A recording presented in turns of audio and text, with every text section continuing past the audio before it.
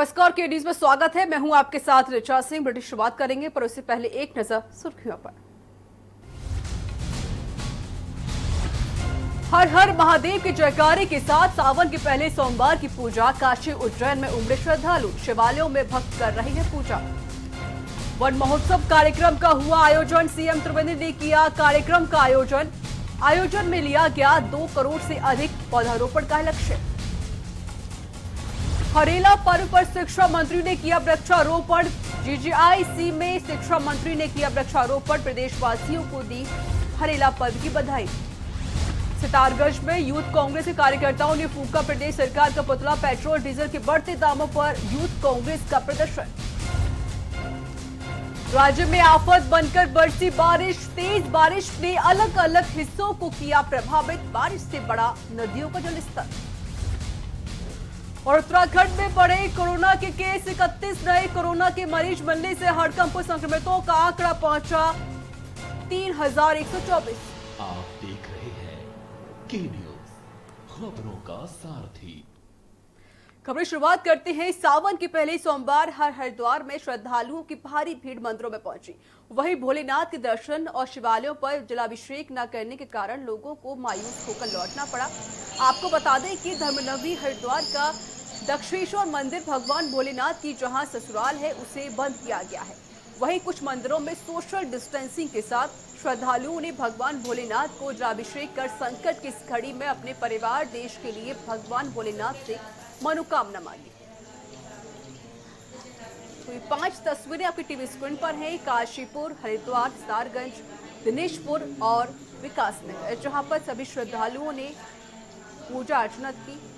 आपको बता दें, कोविड-19 की वजह से श्रद्धालुओं की भीड़ कम नजर आई। जिस तरीके से हर साल श्रद्धालु मंदिरों में पहुंचते हैं, लेकिन इस बार कोविड-19 की वजह से कम ही श्रद्धालु वहां पर पहुंचे और सोशल डिस्टेंसिंग का पालन करते हुए सभी श्रद्धालुओं ने पूजा अर्चना की।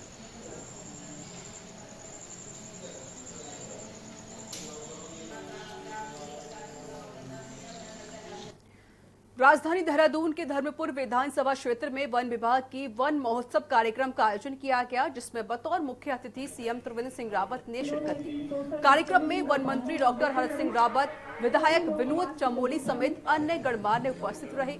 इस दौरान मुख्यमंत्री ने महोत्सव का शुभारंभ पीपल का पौधा लगाकर किया। इस दौरान सीएम ने सभी प्रदेशवासियों से भी अधिक पौधारोपण करने और उसके संरक्षण की अपील भी की है। वहीं कार्यक्रम में वन मंत्री डॉक्टर हरक सिंह रावत ने कहा कि वन विभाग का इस साल 2 करोड़ से अधिक पौधारोपण का लक्ष्य रखा गया है, जिससे पर्यावरण का संरक्षण हो सके। सभी लोग मास्क जरूर पहनें।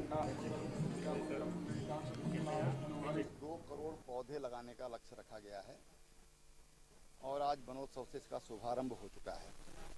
16 जुलाई हरेला पर्व होता है और उस दिन हमने सार्वजनिक अवकाश की घोषणा की थी कि उस दिन हम पूरे राज्य में एक साथ वृक्षारोपण करेंगे, लेकिन कोविड की वजह से हमको उसमें थोड़ा तब्दीली करनी पड़ी, क्योंकि जो सामाजिक दूरी एक साथ जब वृक्षारोपण होगा तो उसमें उसकी संभावनाएं कम हो जाएंगी। सितारगंज हरेला पर्व पर जीजीआईसी में वृक्षारोपण के लिए पहुंचे शिक्षा मंत्री अरविंद पांडे, वरिष्ठ भाजपा नेता बलराज पासी का विद्यालय प्रबंधन की तरफ से पुष्प वर्षा कर जोरदार स्वागत किया गया। इस दौरान उनके साथ स्थानीय विधायक सौरभ बहुगुणा, ब्लॉक प्रमुख कमलजीत कौर, पालिका चेयरमैन हरीश दुबे सहित कई नेता अधिकारी मौजूद रहे। पांडे ने सर्वप्रथम दीप जलाकर हरेला पर्व को मनाते हुए वृक्षारोपण किया। वृक्षारोपण के बाद पत्रकारों से वार्ता करते हुए शिक्षा मंत्री अरविंद पांडे ने कहा कि वृक्ष हमारे जीवन के लिए अति महत्वपूर्ण है। अधिकाधिक वृक्ष लगाए जाने चाहिए और वृक्षों की बच्चों की तरह हिफाजत करनी चाहिए। उन्होंने कहा कि कोविड-19 ने पूरी दुनिया को हिलाकर रख दिया है। प्रधानमंत्री नरेंद्र मोदी ने जैसे तैसे कर देश को संभाला है। कोविड-19 ने हमें यह समझने के लिए विवश कर दिया है कि हम जितना प्रकृति से दूर रहेंगे, उतना ही नुकसान उठाएंगे।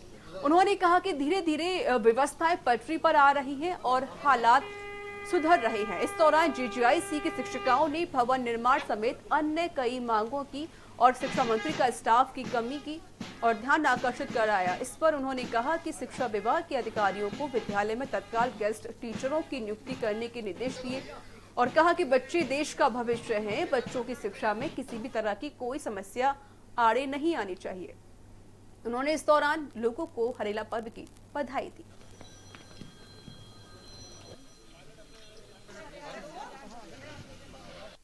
पूरे उत्तराखंड वासियों को, देशवासियों को जो मेरी आवाज़ पर सुन रहे हैं, मैं हरेला त्यौहार की बहुत बहुत शुभकामना देता हूँ, बधाई देता हूँ। हमारे उत्तराखंड का ये प्रमुख त्यौहार है और इसने महसूस कराया है कि प्रकृति जितनी स्वस्थ रहेगी उतना ही हम लोग का जीवन स्वस्थ होगा। तो मैं बच्चों के निमित्त, विद्यालय शिक्षा मंत्री हूँ, मैं बच्चों के निमित्त एक छोटा सा संदेश लेकर प्रदेश के अंदर भ्रमण पर निकला हूँ 10 दिन के कार्यक्रम में। कामना देता हूँ। हरेला पर्व आपको मालूम है उत्तराखंड की संस्कृति है और यहाँ पे बहुत धूमधाम से मनाया जाता है। मैं माननीय मंत्री, शिक्षा मंत्री अरविंद पांडे जी, माननीय पूर्व हमारे सांसद बलराज पासी जी का बहुत बहुत धन्यवाद करूँगा कि आज उन्होंने पूरे उधम सिंह नगर के हर विधानसभा में जाके वृक्षारोपण का प्रोग्राम किया है। उसी के सीएम त्रिवेंद्र सिंह रावत ने मुख्यमंत्री स्वरोजगार योजना के तहत समेकित सहकारी विकास परियोजना व गंगा गाय महिला डेयरी योजना में दुधारू पशु क्रय कार्यक्रम का शुभारंभ किया। सीएम त्रिवेंद्र सिंह रावत ने बताया कि उत्तराखंड देश का पहला राज्य है जहां मुख्यमंत्री स्वरोजगार योजना जैसी योजना प्रारंभ की गई है, जिसमें कोविड-19 से प्रभावित होकर वापस लौटे प्रवासियों के साथ ही युवाओं और महिलाओं के लिए स्वरोजगार के अवसर प्रदान किए जा रहे हैं। उद्योग विभाग के तहत योजना प्रारंभ करने के साथ ही अन्य विभिन्न विभागों की योजनाओं को भी इसमें समावेशित किया गया।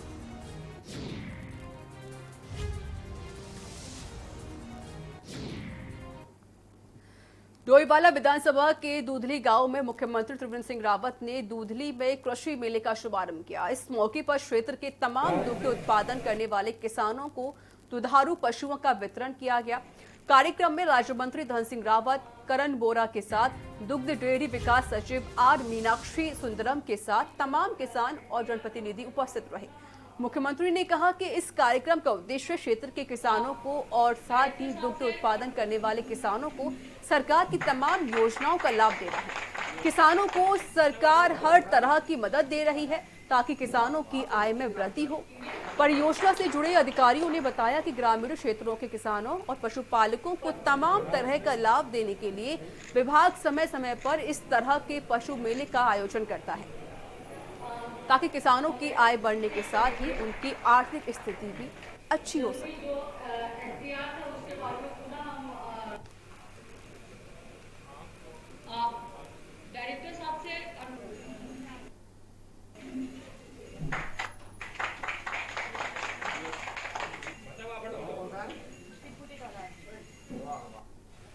द्वारा वित्त पोषित राज्य समेकित सहकारी विकास परियोजना और राज्य सरकार की गंगा गाय महिला डेयरी योजना के अंतर्गत जो दुग्ध सहकारी समिति सदस्य हैं हमारे प्रदेश में। खबरों में आगे बढ़ते हैं। नैनीताल में तिब्बती समुदाय के लोगों ने तिब्बती धर्मगुरु दलाई लामा का 85वां जन्मदिन बड़ी ही सादगी के साथ मनाया, जिसमें सोशल डिस्टेंसिंग का पूरा ख्याल रखा गया। बता दें कि तिब्बती समुदाय के लोगों ने बौद्ध मठ सुख निवास में सामाजिक दूरी का पालन करते हुए गलवान घाटी के शहीदों को श्रद्धांजलि भी दी।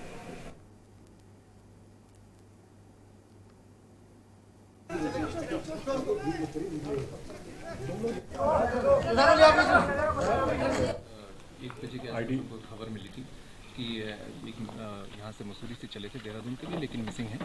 तो इसके आधार पे हमने 4 लोग उसमें गाड़ी में सवार बताए जा रहे थे, जिसमें एक ड्राइवर थे और 2 महिलाएं थी और एक पुरुष थे। और उसके बाद हमने सभी के लोकेशन ली और साथ ही साथ मसूरी थाने की पुलिस, उन्होंने मसूरी से कॉम्बिंग स्टार्ट कर दी थी और कैंट थाने ने किमाड़ी मार्ग में नीचे से आना शुरू कर दिया और उन्होंने वहाँ से कॉम्बिंग स्टार्ट की। मसूरी से देहरादून लौटते समय किमाड़ी गांव के पास एक इनोवा खाई में गिर गई, जिसमें कार सवार एक दंपति की मौके पर ही मौत हो गई, जबकि उनकी बेटी और कार चालक गंभीर रूप से घायल हो गए। चलिए खबरों में आगे बढ़ते हैं। शिक्षा मंत्री अरविंद पांडे ने 10वें दिन तक चलने वाली हरेला पर्व की शुरुआत गदरपुर से की है। कन्या इंटर कॉलेज गदरपुर औषधीय और फलदार वृक्षों का रोपण करके कैबिनेट मंत्री ने प्रदेश भर में चलने वाले कार्यक्रम की शुरुआत की है। इस मौके पर कैबिनेट मंत्री अरविंद पांडे ने कहा कि कोरोना वायरस ने मानव सभ्यता को सीधा संदेश दिया है कि प्रकृति के बिना मानव जीवन संभव नहीं है। प्रकृति के साथ समझ बैठकर ही मानव जीवन संभव हो पाएगा तथा खान पान पर तथा अपने रहन सहन के तरीकों में बदलाव करके ही जीवन संभव है, जिसके लिए हमें सबसे ज्यादा वृक्ष लगाने होंगे। हरेला पर्व हमें यह संदेश देता है कि ज्यादा से ज्यादा वृक्ष लगाएं, जिससे कि पशु पक्षी तथा इंसान के बीच सामंजस्य बैठे और एक मिलजुल कर रहे। मैं सभी प्रदेशवासियों से कहना चाहूंगा कि किसी भी शुभ कार्य में वृक्षारोपण अवश्य करें।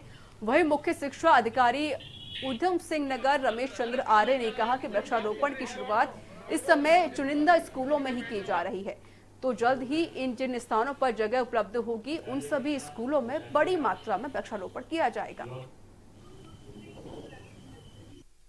चुनौती बन के आई, इसने हमको एहसास कर दिया, इसने हमको सिखा दिया कि अगर जो प्रकृति नहीं होगी, वृक्ष नहीं होंगे, पौधे नहीं होंगे, एक अच्छा ऑक्सीजन का वातावरण नहीं होगा तो व्यक्ति का जीना बहुत मुश्किल है। और प्रकृति की वजह से हम लोग का जीवन बचा है।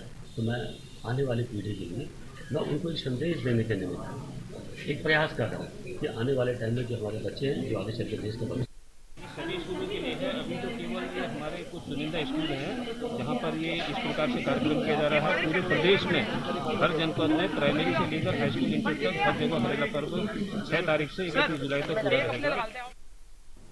मॉनसून सत्र को लेकर चलाए गए अवैध लकड़ी के विरुद्ध प्रभागीय वन अधिकारी तराई पूर्वी नीतीश मणि त्रिपाठी ने दिशा निर्देश। वन विभाग की टीम ने विशेष अभियान के तहत डोली रेंज की टीम ने अवैध खैर से भरे ट्रक वाहन को पकड़ा है, जबकि वाहन चालक रात्रि में मौके का फायदा उठाकर वाहन को सड़क के किनारे खड़ा करके फरार हो गया।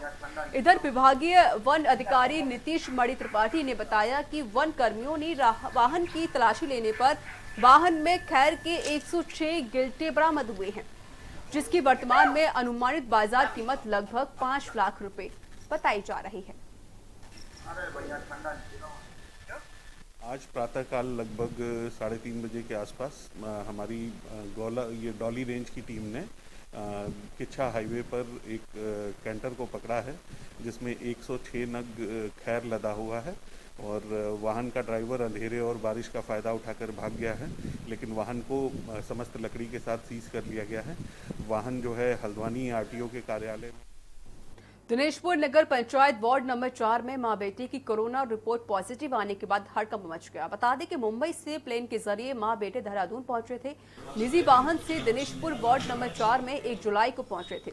प्रशासन ने पूरे गली को सैनिटाइजिंग किया गया है। इस दौरान सामुदायिक स्वास्थ्य केंद्र गदरपुर के वरिष्ठ फार्मासिस्ट आतिश कुमार ने बताया कि उस गली के आसपास के लोगों की सैंपलिंग भी की जाएगी।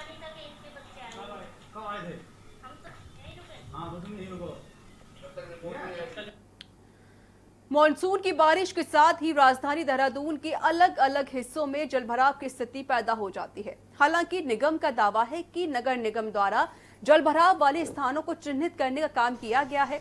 किसी भी प्रकार की समस्या से निगम निपटने के लिए पूरी तरीके से तैयार है। नगर आयुक्त विनय शंकर पांडे ने बताया कि मॉनसून को ध्यान में रखते हुए जिससे कि जलभराव ना हो, उसके लिए कंट्रोल रूम बनाया गया है। जहां कहीं भी जलभराव की शिकायतें आएंगी, तत्काल नगर निगम से टीम वहां के लिए रवाना होगी, जिसमें भी tractor, trolley, JCB, water lifting pump के साथ 25 कर्मचारी की तैनाती की जाएगी।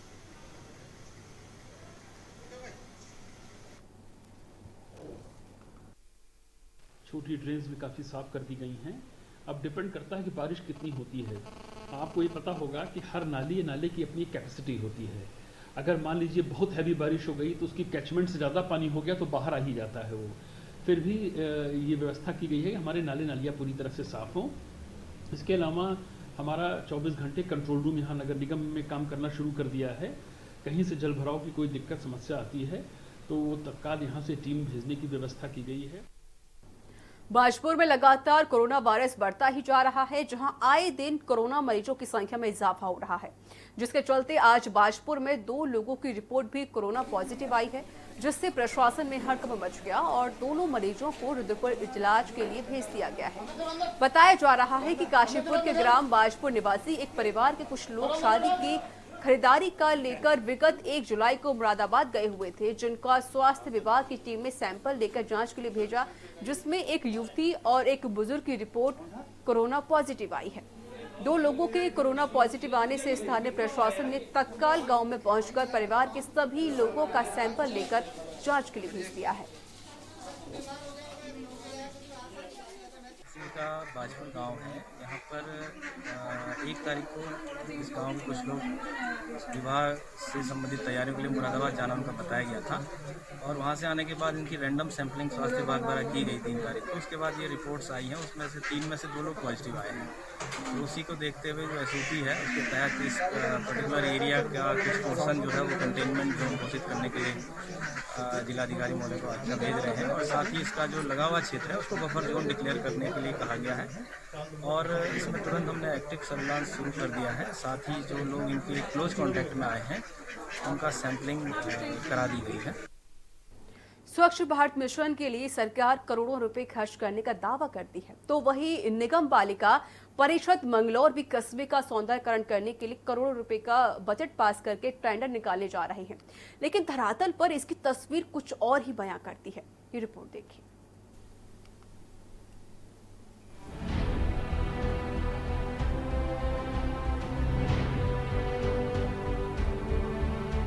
स्वच्छ भारत मिशन के लिए सरकार करोड़ों रुपए खर्च करने का दावा करती है, तो वही नगर पालिका परिषद मंगलौर भी कस्बे का सौंदर्यकरण करने के लिए करोड़ों रुपए का बजट पास कर टेंडर निकाले जा रहे हैं, लेकिन धरातल पर इसकी तस्वीर कुछ और ही बयां करती। कस्बे की टूटी सड़कें, बंद पड़े नाले, शहर में फैली गंदगी, नगर पालिका मंगलौर की पोल खुल रही है।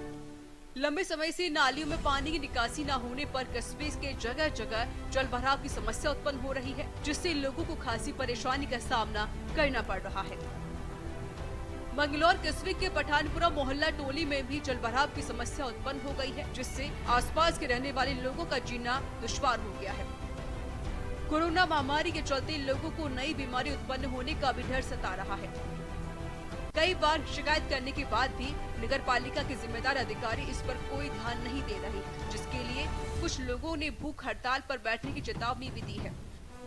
करोड़ों रुपए का बजट आने के बाद भी शहर की तस्वीर नहीं बदल रही है। आखिरकार साफ सफाई के नाम पर करोड़ों रुपए का बजट कहां गुम हो रहा है?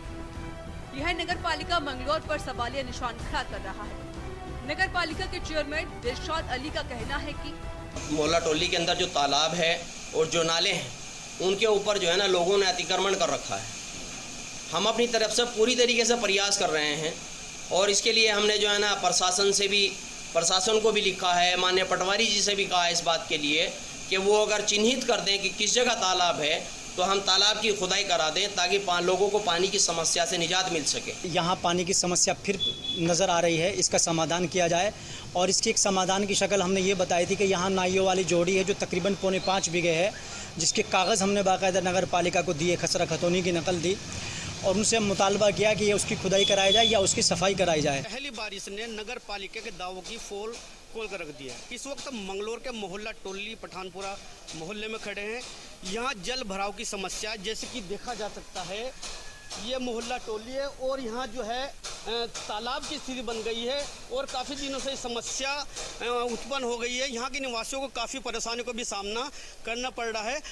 हम जो है इस वक्त मोहल्ला टोली में खड़े हैं, यहाँ कुछ निवासी भी हैं, उनसे भी बात करेंगे कि किन किन परेशानियों को उनको सामना करना पड़ रहा है, क्या परेशानी होती है जब जल भराव हो रहा है। सर जी परेशानी तो यहाँ पे बहुत तगड़ी है, क्योंकि बच्चे ना ही तो बाहर आ सकते, ना ही बुजुर्ग बाहर आ सकते। हम भी काम पे जाने से बहुत परेशान है, गंदा पानी है।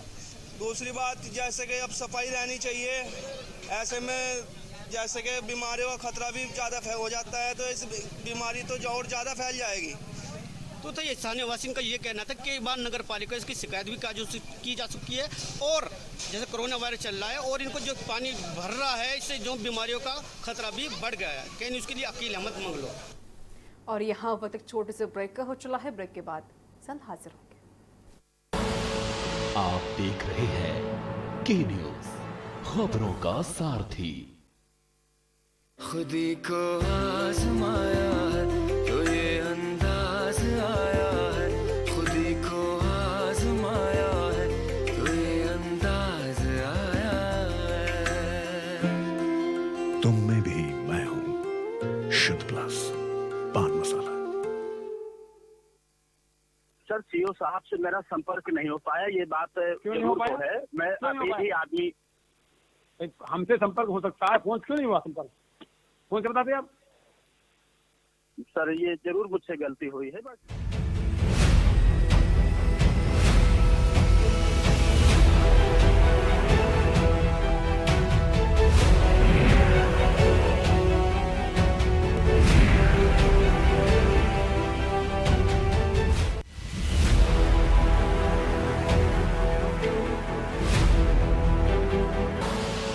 आप देख रहे हैं के न्यूज, खबरों का सारथी।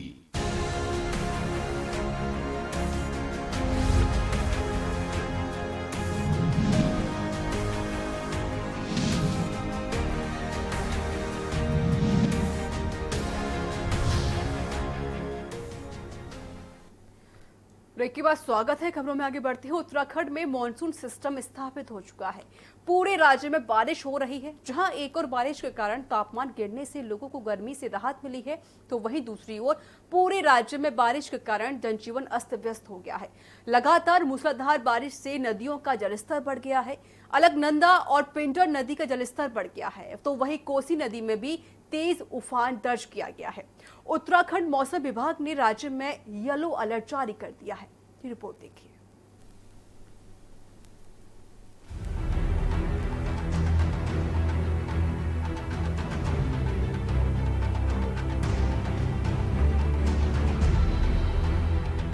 पहाड़ों में मानसून ने अपनी दस्तक दे दी है। चमोली में मानसून की पहली बारिश कई इलाकों में आफत की बारिश साबित हुई।